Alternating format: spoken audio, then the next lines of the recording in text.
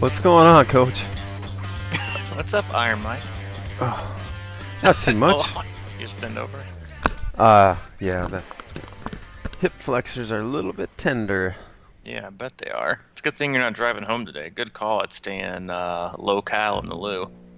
Hey, can I just state that I thought of something after everybody just bolted out of town this Bolted? morning. Yeah. I really think that Ironman should work on a situation where all the hotels where they kind of figure out a way to kind of get like that Monday night hotel stay for like Mm, half price or some kind of deal to get everybody to stick around and kind of let it, because everybody, it's like that's the biggest frustration I think I had is we had so many people in town and so many cool stories to share and all that kind of stuff, and then everybody was just gone, and I'm yeah, sitting here by I know. myself going, where's everybody? In that is Driving. my appeal for the untraditional Saturday race. Yeah, Is that everybody's all good taking off Thursday, Friday, but it's like you ask them to take off, an extra day, and they're like, well, no, I got to get back. yeah. It's like, well, take off a Thursday, race and Saturday, then I got all day Sunday, you don't have to rush and do anything, and all is well. Yeah, no, I think that would be good. I think it's probably just coming down to road closures and, well, I mean, there are some Saturday races, obviously, but I don't know why those happen and some don't. Yeah, I mean, that's who knows? logistics. We're gonna have to get somebody Yeah, we can on a to. logistics person. Yeah, and you know what else I thought might be kind of cool? Well, I don't even know if it'd be a huge podcast idea, but like, I was thinking about like the bike transporters to Kona. How, how crazy that Hmm. must be, though. That company Oh that man, that's like, just to yeah, hear driving about how race that for, works would be. dude. Yeah, they probably got like the guy that does like the UPS, FedEx, like logistics map out doing their stuff. Yeah, 2,500, $10,000 bikes going to Yeah, Hawaii. Well, it's like what? yeah. You know what else I thought of, and then we'll get back on to more important things. Is I was thinking about all the people that had to go down, not just the athletes, but the friends and family that had to walk, all the way down to transition and get people's bikes and gear bags and stuff. And I was like, honestly, I would pay $50 to have, Oh, to have anybody besides myself or a family member be responsible for going to pick up the bike and the gear and bringing it back to my room. Like, mm-hmm. I feel like that. I feel like that's easily worth $50. I think I people would easily. Well, I mean, I think given the relation from transition to the actual race finish, this was a pretty good clip. But I think that if you look at a lot of them, it's like, man, like I would easily pay that, to not have a family member or myself go down there and get that stuff. And I think a lot of people would as well. Yeah, so if you're listening, Andrew, I owe you $50. Thanks a lot for doing that, I man. That wasn't was really like a saying that. I was just saying lifesaver. that, No, I know that. I know a lot of people like sort of like doing that and helping and yeah, everything. they But I do. agree, there would be certainly a lot of people that would do it. It's a long walk after doing that. It is a long walk, and Um, yeah. But anyway, so how you doing, man? I'm doing all right. You sure? I It's mean, gotta be frustrating, man. I feel disappointed, unsettled, and um, what was and unsatisfied is the best word that I can come up with. Yeah. I get Yeah, that. yeah. Had a long talk in the car on the way back home with Allie. For those of you that are listening that aren't part of our Crushing Iron closed group or immediate, what I would call immediate C26 athlete family, because I didn't post this on my personal page, but started out having a really really good day at Louisville. Swam well, was pacing my bike exactly how I wanted to, and had a mechanical mile 73, and unfortunately bowed out. And so and I will say, and we can talk about this a little bit later, but even having the bike person said, yeah, it's going to be 45 minutes to an hour for bike tech to get here. my first thought was, yeah, I mean, I can't fathom sitting here for the next hour and waiting. And Mm-hmm. then and then from the moment I said, yes, I'm out, I regretted it. Oh, you did? Oh yeah, the second I came out of my mouth. Well, maybe not that true, but it was actually because I got picked up and they took me to, because I was literally at the farthest point from anywhere in the course. I was Mm. at mile 73. So I was basically the farthest, I was exactly like halfway out of the lollipop loop. So I was literally the farthest you could possibly be away from transition. Wow. Um, which was, awesome that the guy that picked me up told me that. He's like, man, you couldn't have picked a worse. I was like, thanks. Yeah, I didn't really plan that. But they took me back to LaGrange, where maybe not LaGrange, to the high school where special needs is, Yeah. and that's a big Mm-hmm. station. And because I guess the course is so big, they have transport vehicles that just cover the lollipop, and then they have one that they'll basically transport you back to another vehicle, and then you get out, and then you have to sit there. And so I sat there for like an hour Wow. and waited on three other people that came in with, they had like, mostly hydration and nutrition issues. One guy had ripped like a hole through his tubular, which you can't fix that. And he didn't get any support for bike support either. And I just sat there and I was like, I hated it. I hated every second. Yeah. And then especially when I got done and back, but before you guys came in, because that really helped turn my attitude around. But before you guys came in, it was like being close to the finish line and how much I loved that finish line. Mm-hmm. Yeah, it just irked me. But anyway, uh, so yeah, definitely not the race I planned. Felt good, really good, on both the swim and the first 73-ish miles of the bike. And my first impulse is, all right, what can I do next? Like, is Florida still open? Is New Orleans open next weekend? And well, Florida was just not even a discussion really, just because it's just logistically too far away, and financially not responsible. But New Orleans is a race I've done before, and it's next weekend. Then it wouldn't be. I'm definitely in the shape for it. And so Allie and I had a long talk on the way home about, the pros, the cons. She went over the course with me and the athlete guide, all that kind of stuff. And she's always super supportive, which I think is something that we often don't think about, as our significant others or friends or family. They're always super supportive, because they know how much we love this stuff. And I mean, she even just flat out told me, she was like, it's I can't say no. Like, there's pretty much anything in the world she can say no to me for, but she just doesn't feel comfortable telling me no, to not race, Mm-hmm. just because she knows how much I love it and it's part of my job and it's something that it's so good for me. But at the same time, I don't want to take advantage of that.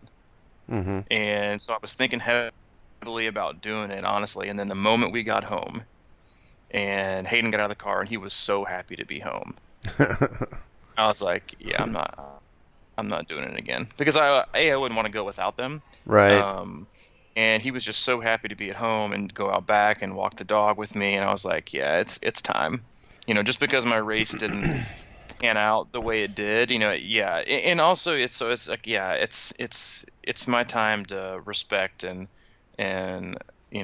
really just honor and show the same extending courtesy, because she has a half marathon coming up in 7 weeks, and another weekend off would mean her missing another long run. And I could, it was much easier and more enjoyable for me to picture myself enjoying like the weekend with my family and doing stuff around the house and like mowing the grass and pulling weeds and stuff that's not really glamorous, but stuff that I've haven't really been able to do lately. Yeah. And uh and so that made the decision for me. It was like instantaneous. Yeah. And so I was putting him in the hotel for another 2 days, and then also I can, the feeling of, yeah, unsatisfaction or dissatisfied, however you want to say it, isn't necessarily the worst feeling to have going into the non-racing part of the year, when it comes to training, and motivation and staying on point and not taking time off. And so that was also kind of played into the factor. And so I'm going to skip it, and take a few days and recharge and work out. Also probably work out every day. Just kind of do whatever I want, and then get back on track. And I've got big plans for next year, and but it'll be good. I'm comfortable with my decision, and while I wish I could have ended the year differently, it doesn't mean that my training was a waste. I'm still in a really good place, and I gained a lot of fitness, and it was a great journey and a great experience. It's another it's sort of another patience lesson, and you don't have to, just because, I mean, like, if we always talk about drinking and that sort of stuff, but it's like, going out and, Hmm. and wanting to get a buzz, and then you didn't get the buzz you wanted, so you got to go right back out. Exactly. So it is probably, in that way, I can see what you're talking about as far as, like, what's it going to do? You're going to go down to New Orleans and have a decent race, and then what, if it doesn't Then turn, what? whatever. Yeah, it's Exactly. like, And then where does it what? end? Hmm. So it's like, it was a good lesson, and that's just part of the deal. Several people that I know were asking about what happened, and they all basically just said, take it as a big training day, get back in and just go get it next time. It's like it happens, and there's so many variables in this sport that you know can go wrong. And I think about it going in, I was going into that swim. I mean, again, dude, it was like I had a practice swim with like. Kind of went out there. It felt okay, but then I got to that first buoy that the day before in our practice swim, and I was like, I looked up and I just had this wobbly, dizzy feeling. I think it's because I don't Hmm. loosen up right, and then I go out and I start, firing my head back and forth so quick, and my head's like, "What are you doing, dude?" And so I really, went into the race with that in the back of my mind, and how that can easily Hmm. kind of just throw your race in a Yeah, frenzy. because And it's where you start. Yeah, so it's a huge mental obstacle to get over before you even start the race. yeah, but the point being that there's just so many variables, and every time I think everybody gets on their bike, that's sort of the white elephant in the back of the room that, or whatever, pink elephant. I don't know. What do they call them? And black, red, I don't know. The But I it's think I always think in I the think back they of your just call it mind. the elephant, but You we just can kind of put a hope. color to it. It's a free country You just kind of hope. It's for the now. same with flat tires, whatever it may be. You keep going. I have to say, as is. After riding 90 miles or 100 miles on that bike course coming back down the river road that was just absolutely littered with tree limbs and debris and stuff from that wind. Yeah, I always worry about flat tires and things like that too. And then, but I was at the point there where I was like, you know what? I don't care if I get a flat right now. It's just like, I don't know. It was just like a weird feeling.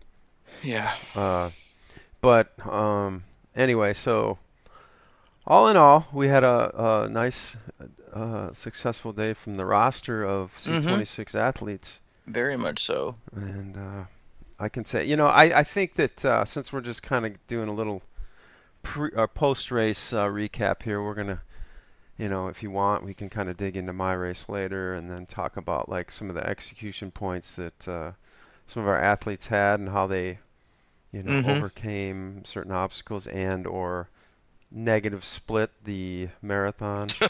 Seriously. um, but great day from a lot of people. I had a awesome time.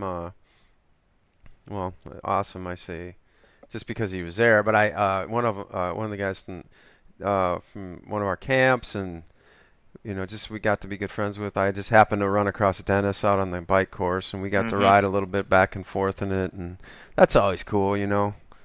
Just to run into somebody out there, and he was having a good day and had a great day, and saw everybody, most people on the run course, and it's always cool to kind of pass by each other and say hello. And so, but like I said, I mean, to round it up, it was like that was the interaction basically. Then you have this finish. I mean, the day was so crazy because the warmest part of the day was when we jumped in the water, Yeah. and then by the end of the day, how quickly you get cold coming across that line, and it was already freezing and drizzly, and I immediately just, had to seek comfort in the athlete food tent, and it was all I could think about was just getting warm, and I think everybody else, even watching, was feeling the same way, so it just got disjointed and quick highs and congratulations, and then it sort of like just kind of fell apart. But I really do miss the sit down after the race, kind of, you know, just sharing thoughts and just being around each other. So Yeah. that's kind of where I'm at with that. But I can't remember witnessing uh a just weirder like fluctuation of temperatures. Like, I mean, I heard people and witnessed people that were being taken to the medical tent because for hypothermia. oh wow, I really? mean, yeah, but I mean, it wasn't, it wasn't, what you think when you hear hypothermia, you think, oh, well, it's got to be like, 0 degrees. But I think what a lot of people don't take into consideration, this was one of my bigger worries for a lot of our athletes was making sure they had warm clothes in their special needs run bag was, you take, I mean, let me get a couple things straight. Is it didn't feel like 55 it felt to me like low 40s at the end of the race with the wind chill and it being super windy, and you think of these athletes that while that may seem great and perfect like open marathon weather, where you think about your core temp is actually dropping and the amount of energy it takes to actually keep your body warm is a lot. And you have people that are either running really, really slowly or walking. And then you take a lot of triathletes that have a really, really low body fat percentage already. And it's hard to stay warm. I mean, we saw most people leaving transition a little bit later. They were already wearing like sweatpants and sweatshirts and already wearing those like aluminum foil wraps. Where the beginning of the race, it was like, man, I'm getting pretty toasty in my wetsuit, and it's 7:15 in the morning. Mm-hmm. Yeah, it was. I mean, and it was the funny part was is like, yeah, because I think most of the spectators were absolutely freezing watching that run, and because I don't know if they were prepared either. I mean, you didn't see that coming after the week we had, and it just was such in flux that forecast all week, and I was coming around for my second loop, and everybody was, not everybody, but a few people were like, "Are you warm enough? Should we get you something to wear?" And A, I know you can't really, you're not supposed to do that. But Yeah. B, I felt perfect. I, Mm-hmm. you know, I just grabbed a hat for the second loop, and that was all I needed. In fact, I was so into the plan of getting cooled down off the bike, and it was, as you say, coming in on the bike, it was windy and it was cold and cool, I should say. It wasn't cold.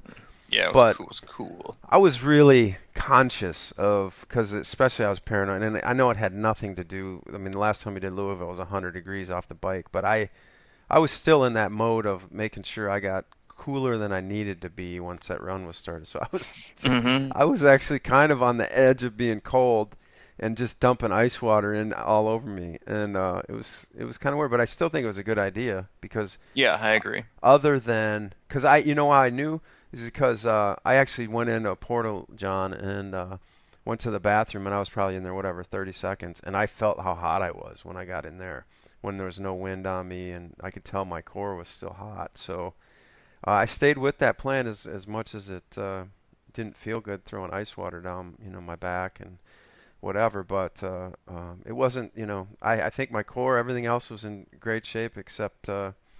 Again, I talk about it all the time. It's time to hit the weights for me on my legs because everything Mm. about my run was. I thought it was right there until I hit about mile 9, and then the hamstrings and the hip flexors, and I just didn't have the power left. But I did the best I could to maintain, and I'm not disappointed with my race. I feel kind of proud that I actually held on because going out to that second loop again, I mean, there's just nothing worse than if you know Yeah, you don't. there isn't. Than if you know you don't have it. And I told the story, and I just want to tell a quick story again because there was a girl that was probably from mile, I don't know, 9. She was doing a minute walk and a 3-minute walk run strategy, and from mile 9 and through the end of the race, we were right together the whole time. I would run, she would start her walk, and I would catch up to her and pass her by a little bit, and then she'd run by me, and then she'd start walking, and I'd catch her. We did that the whole day, and it was just getting ridiculous. And I was so tempted to join her on that strategy because I was like, well, that's got to be more pleasant than what's going on in my life right now. And I'm obviously not making up any ground on her. But I set my table with don't walk on the marathon, and I guess I hung it out, and we did about the same run, so it doesn't matter. But I was searching, you just start searching, and I don't know Yeah. if there's anything out there to find. I tried doing some speed ups and tried to pick up my clip and just see if something would just like release from my hamstrings, and uh, it wasn't happening. So it was just hang on for dear life and talk about it another day. Yeah, which was hang on for dear life was kind of the mentality of I think a majority of the athletes on the bike course. Yeah, for sure. It had to be. I mean, you and I are no strangers to wind. Right. At the lab and man, uh, it was pretty windy, very windy. Sometimes, um, you know, un un just unnervingly windy on some of those descents and corners and gusts of wind, and I know that it was like that for a lot of athletes that I spoke to as well. Yeah, I think about that a lot when I'm just fortunate to have a mountain bike history. Bike handling is not any of that's like the least amount of my worries, pretty much. And I was thinking, I mean, when it gets in my head, I start thinking about other people who I know a lot of people who aren't real comfortable pulling their water bottle out of their cages on normal riding, that we've met throughout the years, and I know that Hmm. maybe that's not super common, but it's more common than you think. And then you talk about reaching in your back pocket to get out a Cliff Bar or something and trying to open that, manipulate that with that wind going. That could have got hairy, I'm sure, for a lot of people. And I'm sure, I kept thinking, I was like, boy, are people stopping to eat or something? Because it. Well, a lot of people were eating only at aid stations, I think, Oh, they were pulling over. Yeah, I. because it was so windy. I think they were nervous to take their both hands. It was like keep both hands on the wheel. And the same thing goes for cycling when I mean, and let's be honest. I mean, some of the roads aren't terrible, but there are portions of them that aren't definitely great. Mm-hmm. And then I think it all gets kind of magnified in my opinion because and I was talking about this earlier with some other athletes was that I think a lot of times people see that second loop and it gets a little bit slower and they think it's just straight up fatigue from the athlete. Mm-hmm. And while that may be a little bit of it, a huge part of it to me is also the congestion. Oh yeah, yeah. There was. Because I know for sure because I made it through the most congested parts of the second loop, like basically on the the home stretch and the way back in, with like no turns, and you get on that little short little side roads and you've got the faster pointy in group, and then you've got some of the other person who are just starting their first loop, Yeah. and they're you got two or three wide of them, and you got really really slow climbing, and you got people trying to fast climb, and you got people walking their bikes, and I mean it's really you can't take a straight line on a lot of it, and in my opinion it's of course you have the guys and the girls that just go balls out and don't have a conscience when it comes to flying down some of these hills and their aero bars, and I'm like, yeah, anyway, you must be single with no family and no life. Right. Yeah. I got too much to lose. But yeah, I think a lot of it's also with the congestion. The aid stations are more packed. You have to slow down more, and so I think there is a little bit of a time difference in that as well. Yeah, and I thought about that too, in the sense of, in that, especially in that second loop, that there was a lot of times when I started, you pull up on a relatively large group, in a line, and then I would tend, just out of habit or something, just kind of sink in the back, and then I would realize after a while, I was like, man, I'm not going. So you got to kind of surge a little bit.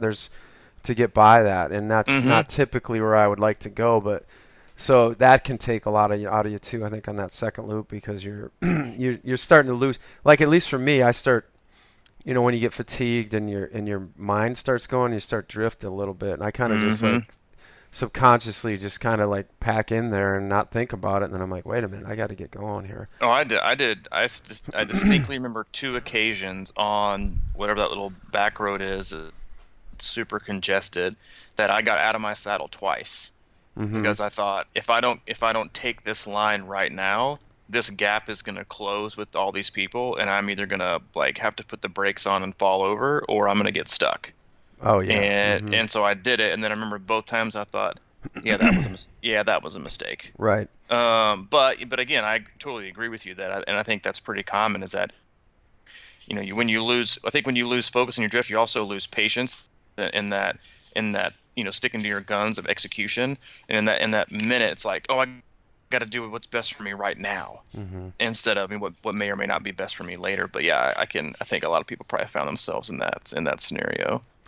And somebody posted a graphic that I just want to share about the wind yesterday, Hmm. and it's the wind. They says the wind speed was 13 miles an hour. I don't know when this was from, but it said max wind speed 32 miles an hour with a max gust speed of 45 miles an hour. I mean that's just like a potpourri of like what was kind of going on and in and out of so like because I really do. I don't want to say because it really did feel like I don't think it was a tremendous headwind all the time, but there was certainly crosswinds just blowing me up all day. And Hmm. when I came in on the river road, I kind of just glanced over at the river, and it looked like an ocean, man. I'm not. It looked there was white caps out there. It was gray and dingy, and it was just brutal. And I just started laughing. I mean, that's really all you can do in that type of deal when you're coming in and you're expecting from the elevation chart and everything that sort of that last 30 miles to kind of be either a little bit downhill or flat, and you're just Hmm. meeting unending swirling winds and like leaves flying off trees and sticking on your body. It was just like wild, man. Well, when I got transported right back into town was the exact moment that big like storm blew in, Mm-hmm. and I saw two barricades fly into a car. No way. Yeah, Seriously. and Joanne, one of our athletes, she almost got sideswiped by one. Wow. Because they don't weigh but a couple pounds. I mean, they're plastic. Yeah. And that gust came in, and it got cold, and it was rainy, and yeah, it was not to be. There was no fun to be had, I think, for anyone that went through that little scenario. No. The only thing that was missing for me was a big torrential downpour because I was at that point. I was like, let's just do it all. Let's get Let's it, just man. do it. Let's Yep. see what happens. Mother Nature, bring it on. Yeah. And then get off the bike and I run out of there. We kind of run around the Yum Center and kind of go up that. Is it Third Street that we run out? Up Hmm. for? Yeah, it's third. We turned the Yep. corner to go up Third Street, and it was just a wind tunnel, man, right in our face. And I looked at the guy next to me. I'm like, you got to be kidding me. 7 straight miles of wind in your face on the run too. Hmm. But yeah, I mean, it wasn't that bad on the run. I mean, it was windy, but it was all over, and I didn't really feel like it impacted me out there. But it was just funny. It was just like, wow, crazy day. Yeah, I mean, well, there was even a little wind to start the race. I mean, Oh, I don't tend to yeah. think I tend to think that it was still, a faster than normal swim, but to me, it was noticeable on the way home, um, with, on the downstream, the quote unquote downstream portion with the wind in our face, because and thankfully I'm very comfortable with this, but, um, there were a lot of times where I would sight and then go to try, and my plan was then to breathe, and I just had to hold it because Mm. I was about to get a mouthful of the Ohio, which is, which when we talk about things that can derail your race, is a big gulp of the Ohio, Yeah. and I thought, man, I bet a lot of people are having some difficulty with this, and it made me. I mean, there were times where and well, we can get to this kayak situation on another podcast. Mm-hmm. We're gonna keep this one positive. But there were multiple times where I had to probably sight as high as I've ever tried to sight, Oh, yeah. It's, to see a buoy, or to see any kind of a buoy in the background, just to catch a glimpse. Because while the out portion, not having any sun, made it very, very nice, not having to stare right into the sun. On the way back, you're used to having the light behind you to see these red and yellow buoys, and it was so cloudy and still pretty dark, at least for me when I was in the water. And yeah. you've got kayakers in the way, and a little bit of white cap here and there. And I was like, man, I like have to really, really sight. Luckily, I'm very comfortable sighting, and while I had a pretty good swim, I think it was. I probably saved at least a minute or two easy on some other competitors just because I swam probably the straightest I've ever swam in a technical course like that, especially on the way back in the last buoy to buoy. And so, yeah, it was fast, but I think it definitely could have been faster, but I think it all evens out. Mm-hmm.